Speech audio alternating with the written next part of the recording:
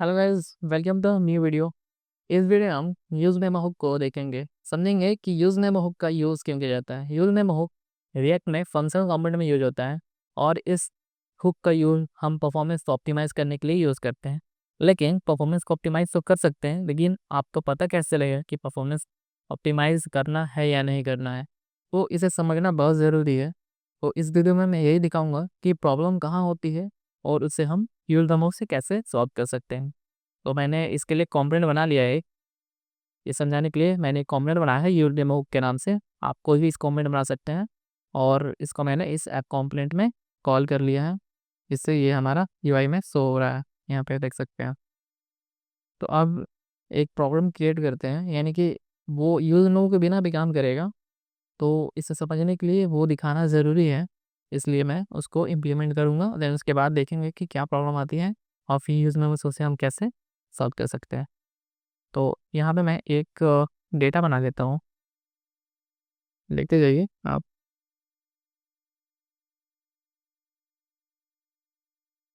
Const products, okay.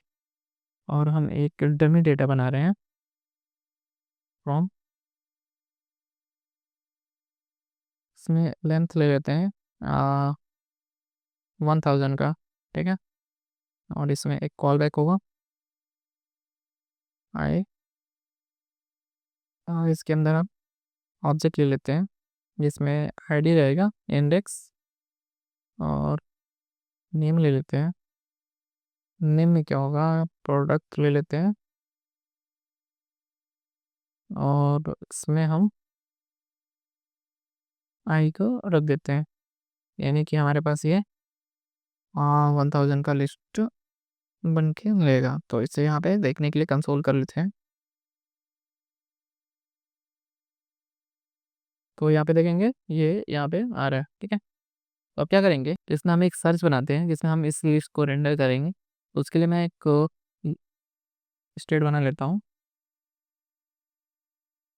Search set search to state से state import हो गया और इसमें इनसे एम्प्टी करेंगे। और यहाँ पे एक इनपुट बनाते हैं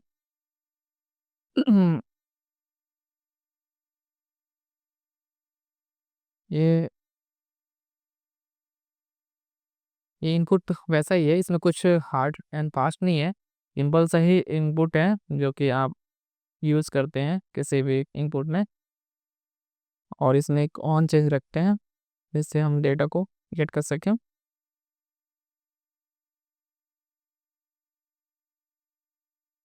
ए dot target dot value, okay. तो इस इनपुट पे आप जब भी सर्च करेंगे, जो भी इनपुट करेंगे ये हमें सर्च में मिल जाएगा। तो इसको यहाँ पे लेके लेते हैं कंसोल करके, कोई भी टाइप करते हैं ऐसे रैंडम, तो देखेंगे यहाँ पे सर्च मिल रहा है हमें, ठीक है, देखिए सही है। तो अभी तक ये हमारा काम नहीं हुआ, जो हम, तो अभी तक वो नहीं हुआ जो मैं दिखाना चाहता हूँ। तो अब क्या करेंगे, इस जो लिस्ट को है हमें इसको करना है। तो इसके लिए क्या करेंगे, यहाँ पे एक सर्च बनाएंगे, यानी कि जब भी हम इस पे सर्च करेंगे उस लिस्ट को हम रेंडर करना है, ठीक है। तो क्या करते हैं, इसको रेंडर कर लेते हैं पहले, ओके। प्रोडक्ट्स डॉट मैप, इस पे आइटम है हमारा, और आइटम को हम एक ई टाइम में जो देखते हैं आइटम दो मेन है, ओके। तो अभी देखेंगे यहाँ को वो लिख आ रहा है, ठीक है, बढ़िया। तो अब क्या करते हैं कि इसमें जब हम सर्च करें तो ये लिस्ट हमें सर्च होके मिलना चाहिए। तो उसके लिए लॉजिक लिख लेते हैं। तो क्या करेंगे, इसको कंसोल को हटाते हैं, ठीक है, ये लाइन बड़ा आ रहा है, कॉन्स्ट फिल्टर सर्च, हमने वेरिएबल बनाया और जो हमारा प्रोडक्ट है इस पे हम फिल्टर लगाते हैं।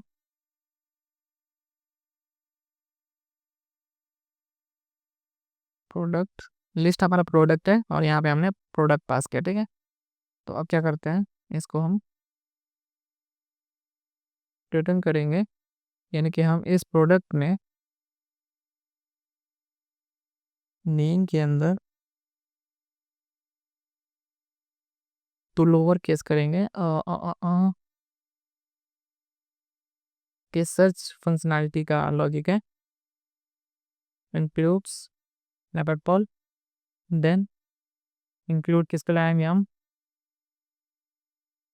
ये जो हमारा सर्च है इस पे, यानी कि इस प्रोडक्ट पे नेम में अगर हम कुछ सर्च करते हैं तो हमें वो डेटा मिल जाना चाहिए, फ़िल्टर होके मिल जाना चाहिए, वही लॉजिक है। ओके, और अब फ़िल्टर होने के बाद हम क्या करेंगे, अगर फ़िल्टर होने का लॉजिक सिंपल सा ये है कि हम जब इनपुट पे सर्च करेंगे तो ये सर्च से अगर हमें इस नेम में वो डेटा मिलेगा तो वो फ़िल्टर होकर मिल जाएगा। अगर कोई डेटा नहीं होगा, एम्प्टी होगा इनपुट, तो हमें सारा डेटा मिलेगा। तो यही हमें यहाँ पे रेंडर करना है, तो इससे मैं इसको रिप्लेस कर दूँगा जो फ़िल्टर हो रहा है। तो अभी अभी के लिए एज़ इट इज़ दिखेगा क्योंकि हमने कुछ भी एंटर नहीं किया है, तो वो सारे लिस्ट को रेंडर कर रहा है। ठीक है, इसको एक बार रिफ्रेश कर लेते हैं तो आपको समझ में आएगा। ठीक है, ये सर्च का सिंपल सा लॉजिक है और इसमें की प्रॉप बोला है तो की प्रॉप भी डाल देते हैं। ओके, कि इक्वल्स टू आइटम फिर भी डाल सकते हैं, यानी कि जो लिस्ट है यूनिक होना चाहिए, सिंपल सा ये लॉजिक है। और प्लस आई भी कर देते हैं इसमें, क्योंकि इंडेक्स के साथ ये आइटम आएगा तो थोड़ा सा यूनिकनेस और ज़्यादा हो जाता है। तो अभी क्या है, आई इसके अंदर क्लियर है, नहीं तो आई अपने यहाँ पे ऐसे कर लेते हैं, यानी कि इंडेक्स है। तो अभी ये लिस्ट रेंडर हो रहा है। ठीक है, तो अब क्या करना है कि अब जब सर्च करेंगे इसके अंदर, यानी कि समझ लेते हैं प्रोडक्ट 20 सर्च करते हैं। ठीक है, तो यहाँ पे देखेंगे कि प्रोडक्ट 20 से जो स्टार्ट हो रहे हैं वो यहाँ पे सारे लिस्ट रेंडर हो रहे हैं। तो यहाँ तक तो हमारा हो गया, लेकिन हमारा लॉजिक क्या है, वो लॉजिक अभी ये है। इसके अंदर क्या करेंगे कि हम कंसोल लगाते हैं। ठीक है,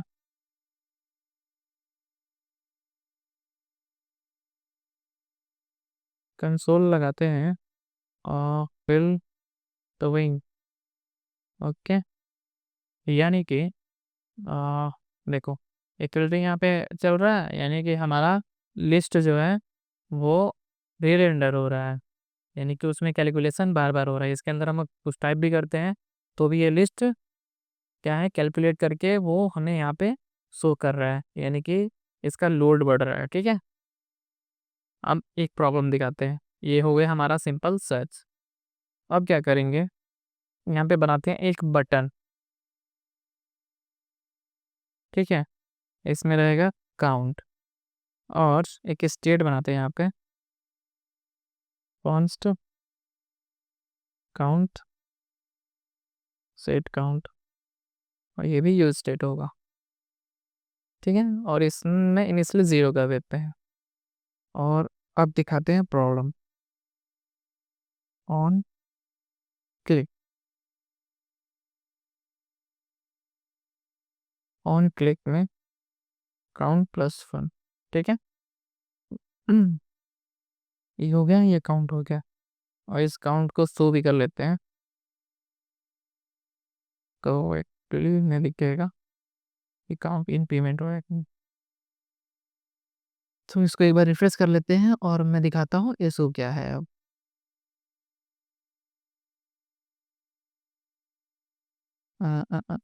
ठीक है, ये हो गया। अब क्या करेंगे, पहले इसको सर्च करते हैं, यानी कि एक बार सर्च करते हैं इसको।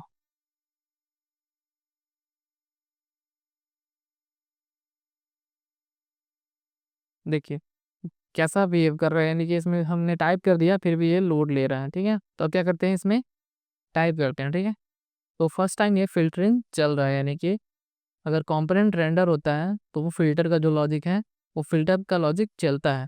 अब इसमें अगर हम कुछ टाइप करते हैं, देख लीजिए, तो यहाँ पे देखिए यूआई पे शो नहीं हो रहा है क्योंकि हमारे पास 1000 डेटा है, तो थोड़ा यूआई गड़बड़ कर रहा है। लेकिन यहाँ पे देखेंगे कि फ़िल्टरिंग जो है ये अभी भी चल रहा है। ठीक है, और अगर इसमें मैं 20 वाला प्रोडक्ट सर्च करता हूँ, यहाँ पे देखेंगे फिर से ये फ़िल्टरिंग चल रहा है, जो कि सही है। ठीक है, यानी कि हम इसमें अगर कुछ सर्च करते हैं तो हमारा फ़िल्टर लॉजिक चलना चाहिए, जो कि बिल्कुल सही है। लेकिन प्रॉब्लम तब होगा कि काउंट जो कि इंडिपेंडेंट है, देखेंगे कि बटन इंडिपेंडेंट है हमारा, और हम एक सिंपल सा स्टेट यूज़ कर रहे हैं जिसमें हमारा काउंट है उसको शो कर रहे हैं, और एक बटन पे हम उस काउंट को इंक्रीमेंट कर रहे हैं। तो अगर इस बटन पे क्लिक करते हैं तो देखिए ये फ़िल्टरिंग फिर भी चल रहा है। तो यही मेन इसका इशू है, क्योंकि हमारा फ़िल्टर कब चलना चाहिए, जब हम इस इनपुट में सर्च करें तो वो सर्च करने पे तो फ़िल्टर हो ही रहा है, जो कि सही है। लेकिन इस काउंट बटन पे क्लिक करने पे भी ये फ़िल्टर लॉजिक चल रहा है, यानी कि री-रेंडर हुआ। तो ये हमारा कैलकुलेशन बढ़ा रहा है और जो हमारे कंपोनेंट का लोड जो है वो बढ़ा रहा है। तो ये बहुत ही बड़ा इश्यू हो सकता है अगर हमारे पास ज़्यादा डेटा होगा, यानी कि अभी तो 1000 डेटा है, अगर समझ लो 10,000 डेटा हो तो वो उतनी बार ये फ़िल्टरिंग करता, फ़िल्टरिंग लॉजिक लगाता और हमारा कंपोनेंट ज़्यादा लोड लेता और जीपीयू पे लोड बढ़ता और ये थोड़ा मतलब जो ब्राउज़र है वो क्रैश भी कर सकता है, ठीक है? तो कंपोनेंट जो अनवांटेड लाइक रेंडरिंग हो रहा है उसे हम हाँ, प्रिवेंट कर सकते हैं, यानी कि ऑप्टिमाइज़ कर सकते हैं। कैसे? ये जो फ़िल्टर का लॉजिक है, इसमें हम यूज़ मेमो का यूज़ करेंगे तो आप देखेंगे कैसे फ़िल्टरिंग का लॉजिक हमारा ऑप्टिमाइज़ होता है, ठीक है? तो मैं यहाँ पे क्या करूँगा, यूज़ मेमो डिफ़ाइन करूँगा। यूज़ मेमो और इसको इंपोर्ट कर लेंगे यहाँ पे, ये भी रिएक्ट से मिलता है, ठीक है? इसके अंदर एक कॉल बैक होता है, ठीक है? कॉल बैक के बाद एक डिपेंडेंसी एरे होता है, जैसा कि यूज़ इफेक्ट में होता था, ठीक है? तो ये भी एक डिपेंडेंसी होता है, अगर इसके अंदर कोई डिपेंडेंसी पास करते हैं तो ये रिकैलकुलेट करेगा। उसमें जब तक कोई नया चेंज नहीं है तब तक वो रिकैलकुलेट नहीं करता। अगर कुछ पुराना है तो उसको ही यूज़ कर लेगा, उसको रिकैलकुलेट नहीं करेगा। तो इससे हमारा परफॉर्मेंस जो होता है वो थोड़ा इम्प्रूव हो जाता है। तो इसको क्या करेंगे, ये जो हमारा फ़िल्टर का लॉजिक है ना, इसको हम इसके अंदर पास करेंगे यूज़ मेमो के अंदर। तो इसमें एक रिटर्न होता है, उसी में हम शो करेंगे। तो ये रिटर्न हो रहा है तो इसे हमें एक्सेप्ट करना होगा। तो ये जो फ़िल्टर सर्च है इसी को ही हम यहाँ पे डिफ़ाइन कर लेंगे। तो देखेंगे कि हमने कुछ नहीं किया है, कॉल बैक में जो हमारा फ़िल्टर का लॉजिक था उसको हम इस यूज़ मेमो से रिटर्न कर रहे हैं और इस फ़िल्टर में हमें एक्सेप्ट कर रहे हैं। तो एज़ इट इज़ ही वो रिटर्न करेगा, ठीक है? तो उसे हम यहाँ पे जो रेंडर कर रहे हैं यहाँ पे हम कोई चेंज नहीं कर रहे हैं। सिर्फ़ हम यूज़ मेमो को यहाँ पे यूज़ कर रहे हैं और इस डिपेंडेंसी में हम ये जो सर्च है इसको पास करेंगे, ठीक है? क्योंकि हमें इस फ़िल्टर का लॉजिक इस सर्च पे चलाना है। तो अगर इसको हम पास नहीं करेंगे तो हमारा फ़िल्टर नहीं करेगा। ये फर्स्ट टाइम ही रेंडर करेगा, लेकिन उसके अंदर हम इनपुट में अगर कोई सर्च करते हैं तो वो फ़िल्टर नहीं करेगा। तो एग्ज़ाम्पल से ही देख लेते हैं एक बार, तो इसका भी आपको यूज़ समझ में आएगा। इसको एक बार रीलोड करते हैं, ठीक है? तो ये फर्स्ट टाइम रेंडरिंग अ अ अ अ, देखेंगे कि यहाँ पे ये फ़िल्टरिंग वाला चल रहा है, ठीक है? यानी कि उसमें हमने डिपेंडेंसी पास नहीं किया था, देखेंगे तो, ठीक है? सर्च का डिपेंडेंसी नहीं पास किया है। अगर इसके अंदर हम कुछ सर्च करते हैं, तो देखेंगे कि ये इनपुट तो हो रहा है और यहाँ पे फ़िल्टरिंग का जो यानी कि री-रेंडरिंग नहीं हो रहा है और ये हमारा सर्च भी नहीं हो रहा है, जो कि सही नहीं है। इसलिए हम यहाँ पे डिपेंडेंसी पास करेंगे। ये as it is juice effect की तरह काम करता है, यानी कि डिपेंडेंसी अगर एम्प्टी होगा, तो फर्स्ट टाइम ये रेंडर करेगा और जिस पे हमें री-रेंडर कराना है, यानी कि रीकैलकुलेट कराना है, वो डिपेंडेंसी पास नहीं करेंगे, तब तक वो री-रेंडर नहीं करेगा। तो हमें यहाँ पे सर्च वाला पास करना पड़ेगा। तो अब सर्च की वैल्यू चेंज होगी, तो ये कैलकुलेशन होगा और हमें फ़िल्टर सर्च में डेटा वापस से मिलेगा, ठीक है? तो इसको एक बार रिफ्रेश कर लेते हैं। देखिए अभी यहाँ पे ये काम कर गया, क्योंकि इसमें ये ऐसा कोई हमने टेक्स्ट डाल दिया जो इसके अंदर नहीं था तो वो फ़िल्टर कर दिया। तो अभी देखिए मैं सर्च करते हैं इसको, प्रोडक्ट प्रोडक्ट 20 सर्च करते हैं। देखिए सर्च हो रहा है, ठीक है? और हमारे यहाँ पे फ़िल्टर वाला भी लॉजिक चल रहा है, जो कि बिल्कुल सही है। अब क्या है कि अब इस बटन पे अगर हम क्लिक करते हैं, तो ये वापस से ही रिकैलकुलेट नहीं होना चाहिए, ठीक है? तो यहाँ पे देखेंगे, ये फ़िल्टरिंग वाला, यानी कि इसके अंदर जो हमारा फ़िल्टरिंग वाला कंसोल था, वो नहीं चल रहा है, यानी कि ये इसका रिकैलकुलेशन नहीं हो रहा है, क्योंकि हमने यहाँ पे यूज़ मेमो से इसको फ़िल्टर को रैप कर दिया है। तो आप देखेंगे कि हमने यूज़ मेमो का यूज़ करके कैसे परफ़ॉर्मेंस को ऑप्टिमाइज़ कर लिया, यानी कि इस सर्च लिस्ट को हमने ऑप्टिमाइज़ कर लिया। तो अब ये अनवांटेड रेंडर नहीं करेगा, यानी कि कोई भी स्टेट इस कंपोनेंट में होगा उसके चेंज पे ये हमारा फ़िल्टर का लॉजिक नहीं चलेगा, ठीक है? देखिए अभी हमने सर्च किया तो ये फ़िल्टरिंग चला, लेकिन अगर हम इस पे क्लिक करते हैं तो ये फ़िल्टर नहीं चला, लेकिन काउंट की वैल्यू बढ़ रही है, ठीक है? तो आई होप आपको ये यूज़ मेमो का यूज़ समझ में आया होगा, क्योंकि जब तक हमें इसकी नीड समझ में नहीं आएगी तब तक हम यूज़ मेमो का यूज़ नहीं कर सकते हैं। तो आपको मेरा कंटेंट पसंद आता है तो प्लीज़ चैनल को सब्सक्राइब कर दीजिए। मैं ऐसे ही यूज़फुल कंटेंट्स फ्यूचर में लाता रहूँगा, तो प्लीज़ मेरे चैनल को सब्सक्राइब करें, मुझे सपोर्ट करें। Thanks for watching this video. Bye bye.